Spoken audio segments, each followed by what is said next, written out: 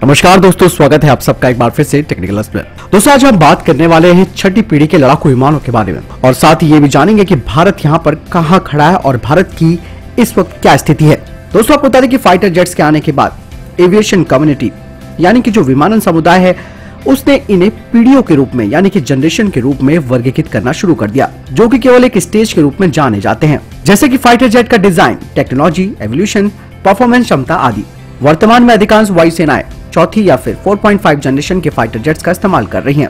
हालांकि पांचवी पीढ़ी के विमान भी उड़ान भर रहे हैं और छठी पीढ़ी के विमानों का डिजाइन ड्राइंग बोर्ड पर है और इसकी टेक्नोलॉजी विकसित की जा रही है। पांचवी पीढ़ी के फाइटर जेट के बाद छठवीं पीढ़ी के विमानों को आने में अभी कई दशक लग सकते हैं। केवल अमेरिका ही ऐसा देश है जो छठी पीढ़ी के विमान को बेहद उन्नत तरीके से बना सकता है, लेकिन ऐसा भी नहीं है। France, Germany, UK future combat air system यानी कि FCAS पर काम कर रहे हैं और BAE सिस्टम टेम्पेस्ट का विकास कर रहा है, जो कि छठी पीढ़ी का लड़ाकू विमान होने वाला है।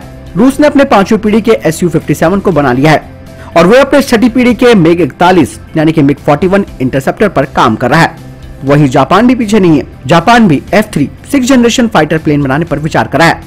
वहीं चाइना ने J-20 पांचवी पीढ़ी के विमान को शामिल करना शुरू कर दिया है और वो J-31 जो कि अभी विकसित हो रहा है उस पर काम कर रहा है।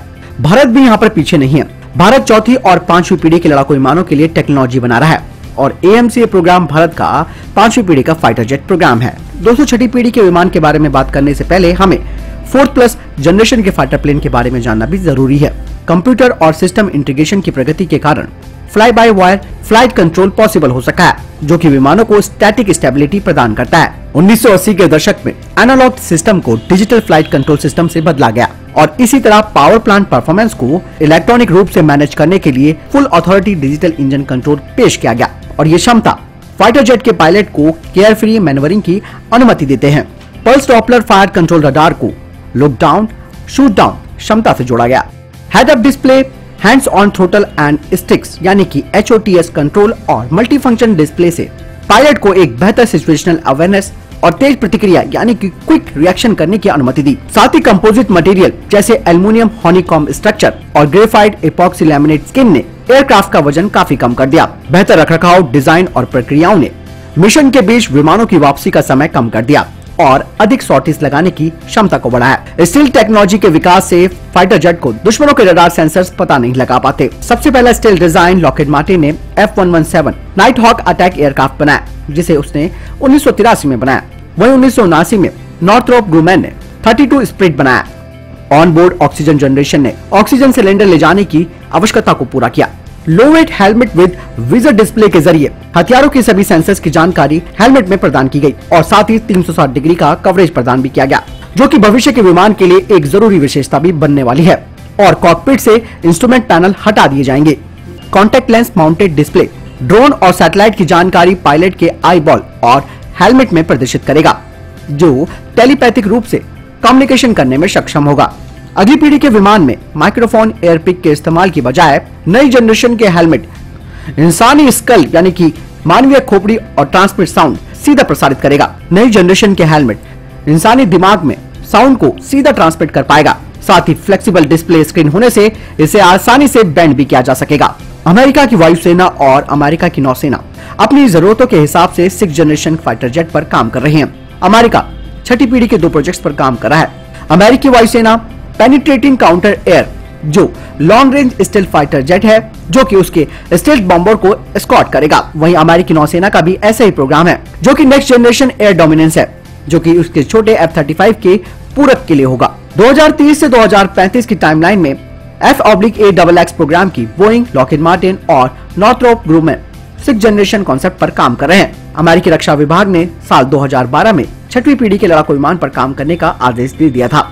अमेरिका के डिफेंस रिसर्च प्रोजेक्ट एजेंसी यानी कि डार्पा ने US एयरफोर्स और US नेवी की अवधारणाओं पर काम करना शुरू कर दिया है। नेक्स्ट जनरेशन फाइटर जेट को डार्पा लीड करेगा और वो एक्स प्लेन के प्रोटोटाइप को बनाएगा। अमेरिकी वायुसेना ने यह घोषणा की है कि वो अपने एयर सिक्योरिटी के लिए 2030 में छठी पीढ़ी के लड़ाकू विमान की बजाय कई प्लेटफॉर्म के बीच अलग अलग इंटीग्रेटेड सिस्टम का एक नेटवर्क पर काम करेगा। इसीलिए next generation tactical aircraft TACAIR को डब किया गया है। साथ ही अमेरिका की वायुसेना अपने फाइटर जेट को कई उच्च क्षमताओं जैसे कि survivability, net centricity, situational awareness, होमलेस सिस्टम इंटीग्रेशन और वेपन इफेक्ट को भी लगाएगी। छठी पीढ़ी के लड़ाकू विमान के फ्यूचर सिस्टम में next generation advance electronic attack, sophisticated integrated air defence system, passive detection, integrated self protection, direct energy weapon और साइबर अटैक क्षमताएं भी होंगी और ये एंटी एक्सेस और एंटी डिनाइल एनवायरनमेंट पे भी काम करने में सक्षम होगा। अगर बात करें इंजन की, अमेरिका की वायुसेना और अमेरिका की नौसेना इंजन के बारे में समान विचार रखते हैं। छठी पीढ़ी के लड़ाकू विमान में एडेप्टिव वर्सेटाइल इंजन लगे होंगे जो कि लॉन्गर रेंज और हायर परफॉर्मेंस देंगे। नया इंजन किसी भी स्पीड या ऊंचाई पर पूरी दक्षता के साथ बाईपास रेशो को अलग कर सकता है। ये एक विमान को बहुत अधिक रेंज, फास्टर एक्सेलरेशन और ग्रेटर सबसोनिक क्रूज एफिशिएंसी प्रदान करेंगे। इस फाइटर जेट के इंजन मैन्युफैक्चरर्स होंगे जनरल इलेक्ट्रिक यानी कि जीई और पैरेट एंड विटनी यानी कि पीएनडब्ल्यू। छठी पीढ़ी के विमान के पास न केवल एक विमान की तरह स्ट्राइक की क्षमता होगी बल्कि कम्युनिकेशन, स्टैंड ऑफ और स्टैंड इन विकल्पों के सहित कई प्रणालियां लगी होंगी। इस स्टेल्थ फाइटर जेट में वर्टिकल स्टेबलाइजर न होने की वजह से S-400 का रडार इसे डिटेक्ट नहीं कर पाएगा। वहीं बात करते हैं अन्य देशों की जो कि इस पर काम कर रहे हैं। जैसे कि मैंने बताया था कि फ्रांस और जर्मनी ने डसॉल्ट एविएशन के साथ फ्यूचर कॉम्पैक्ट एयर सिस्टम यानी कि FCAS प्रोग्राम के लिए जॉइंट कॉन्सेप्ट स्टडी के लिए हाथ मिलाया है। वहीं BAE सिस्टम रॉयल एयरफोर्स के लिए टेम्पस्ट जो कि उनकी छठी पीढ़ी की अवधारणा है उस पर काम कर रहा है और BAE सिस्टम ने इसके लिए अन्य देशों का सहयोग भी मांगा है और उसने भारत के साथ भी बातचीत की है। छठी पीढ़ी के टेम्पेस्ट में जो खास विशेषता होगी वो ड्रोन को कंट्रोल करने की तकनीक होगी और इसका कॉकपिट वर्चुअल होगा। वहीं चाइना J-31 बना रहा है। हालांकि कुछ हद तक ये छठी पीढ़ी का विमान कहा जा सकता है, लेकिन चीन अभी भी रडार, एवियोनिक्स, इंजन टेक्नोलॉजी को लेकर काफी चिंतित है और वो 2025 से 2030 के बीच इसका अनावरण कर सकता है। वहीं रूस MiG-41 बना रहा है तो जापान मित्सुबिशी F3 जो कि छठी पीढ़ी का विमान है उस पर कार्य करने की बात कह रहा है। यानी कि 6th जनरेशन एयरक्राफ्ट में काफी एडवांस फीचर्स होने वाले हैं जिसकी स्पीड और रेंज बढ़ी हुई होगी, एडवांस मॉडुलर डिजाइन होगा, सिंगल सीट होगा, आर्टिफिशियल इंटेलिजेंस से लैस होगा। इसके अलावा स्वार्म ड्रोन्स को कंट्रोल करने की क्षमता होगी, वर्चुअल कॉकपिट हेलमेट जो कि 360 डिग्री का विजन प्रोवाइड करेगा पायलट को। साथ ही एडेप्टिव वर्सेटाइल इंजन टेक्नोलॉजी इसमें इस्तेमाल की जाएगी। 6th जनरेशन के स्ट्राइक क्षमताओं में communication, space capabilities, stand of, stand in option, larger platform, उन्नत रडार, IR डिटेक्शन क्षमता और बड़ी और लॉन्गर रेंज की मिसाइल ले जाने की क्षमता होगी। अब बात करते हैं भारत की। भारत अभी भी LCA के डिजाइन की टेक्नोलॉजी विकसित कर रहा है। भारत का 5वीं पीढ़ी का विमान AMCA अभी भी ड्राइंग बोर्ड पर है और कई तरीके की तकनीकों की मदद की भारत को आवश्यकता है। हालांकि दुनिया में मुट्ठी भर विमानन इंजन निर्माता है। चीन और भारत अभी भी अपने इंजन डेवलप करने की क्षमताओं का निर्माण कर रहा है।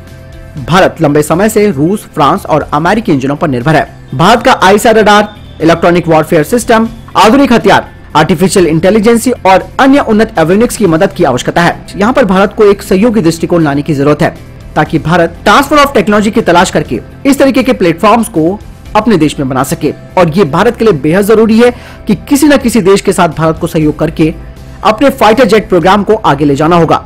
कहीं ऐसा ना हो कि हम बहुत पीछे छूट जाए। भारत लगातार अन्य देशों के साथ संपर्क बनाए हुए है। हालांकि भारत चाहता है कि वो अपने AMCA प्रोग्राम को खुद डेवलप करे और उस पर कार्य भी चल रहा है, लेकिन कहीं ना कहीं कुछ चीजों की आवश्यकता हमें ट्रांसफर ऑफ टेक्नोलॉजी के जरिए लेनी होगी। दोस्तों आपको क्या लगता है छठी पीढ़ी के लड़ाकू विमान के बारे में और भारत के कॉन्सेप्ट के बारे में? तो दोस्तों आपको क्या लगता है छठी पीढ़ी के लड़ाकू विमानों के बारे में और यहाँ पर भारत कहाँ पर खड़ा है? आपको क्या लगता है? आप कमेंट सेक्शन में लिखकर जरूर बताएं।